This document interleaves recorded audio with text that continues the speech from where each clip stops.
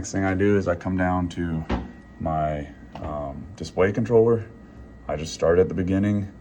Right here, PFD, ADI, you can put whatever cue you like up or the other guy likes up. I'm a HUD cue kind of guy. You'll get to see what that looks like here soon. Makes it so you can switch from looking at the HUD to down below really easily. Okay, what else is in here that I care about? Nothing in that one. In the map, nothing in here, just you can see, you can configure this map page on here as well. All right, 1/6. That is a 1/6. That is a 1/6. This is a 2/3. 1/6, 1/6, 2/3. So DU3 lower over here, you're gonna switch this to engine start. Now it says engine start over there. That's the engine start one. Okay, another thing you could do is, at this point, you could put this, you can go ahead and set your charts. So this number 2 button right here gets your cursor there. You just click, and it takes you right to your charts. It's the next thing possible on the screen, so that's why it defaults to that. Now you have charts for that. Number 3 over here, charts.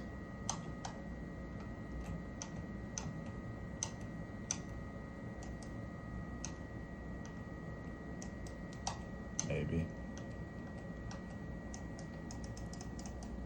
Well, let me click it for some reason. There we go. All right. Takes you back to the map. Okay. Then what I would do is go back. Now I want DU2. Not DU2. Sorry. Then you go to 2/3, DU2. You put up doors, because this is what you'll want to see before you go to start to make sure all your doors are closed. All right, sensor, 1s, if you're on the other side, 2s, check that you're not in alt, rather you're in EPR, that would be right here to switch that.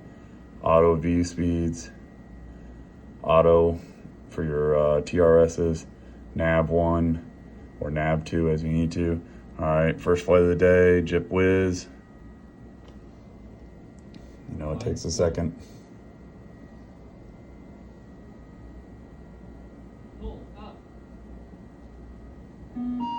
Wind shear, wind shear, wind shear. Terrain, pull up. Tone. Runway, awareness, okay. You'll know Jip Whiz is done because you'll hear feet at the very end.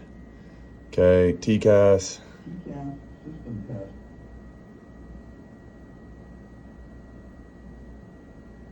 TCAS test pass. Radar out, goes to 100 feet on both sides. Good to go there. All right, you're done.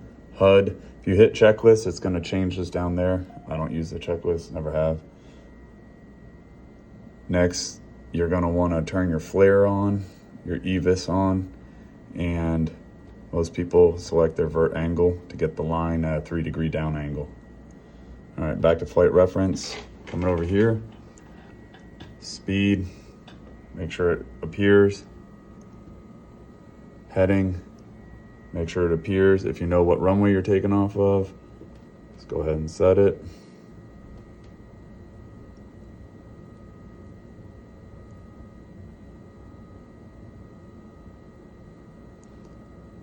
It's real pain in the butt on this thing.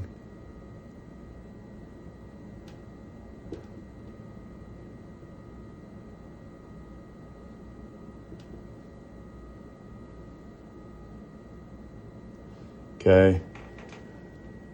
What I like to do is turn that on, change it to a flight path angle, and make sure you can see the green dashed line, right? White and green. You can also rotate it up and it'll come up for you.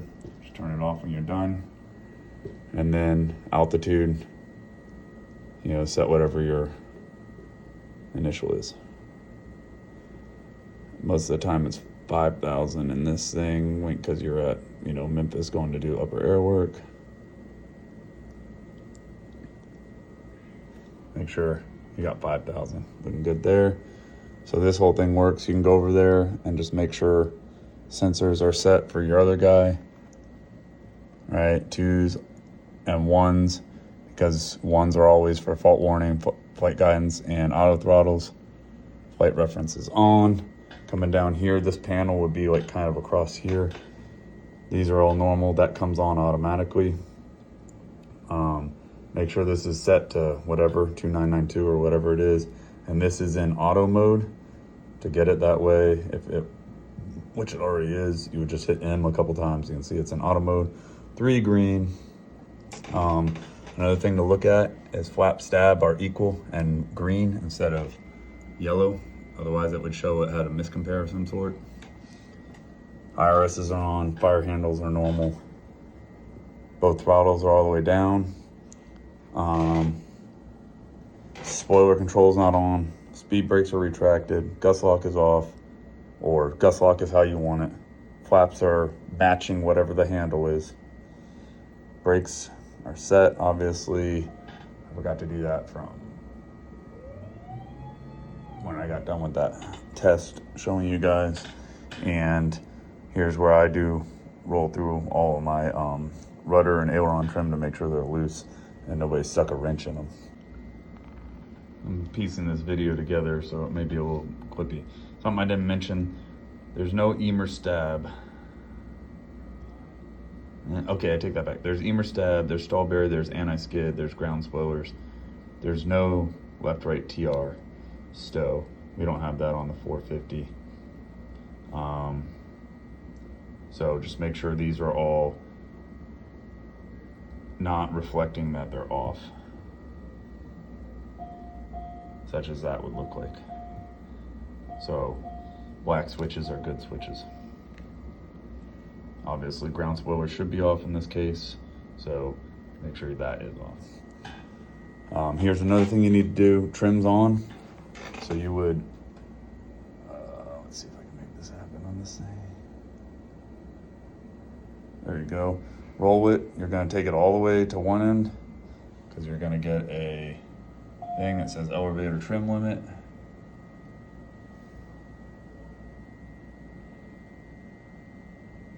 Trying to get this thing over here to work on this GFS.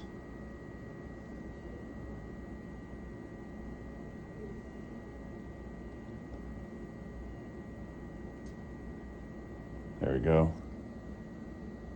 Take it all the way back up.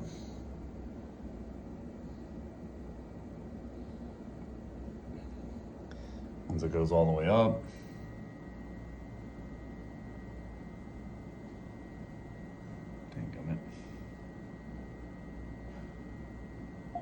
you get elevator trim limit up.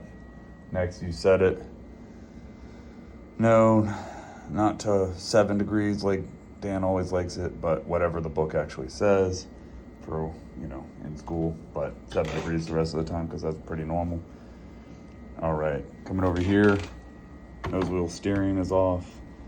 Oxygen, it's only on that side. It's the same knob. Go make sure it's off with the green toggle up, turn it to auto, and check everybody's oxygen. Obviously set the box. The box looks identical to the Sovereign box, so life is gonna be pretty easy for everybody as far as this goes. And then you can come and consult your checklist.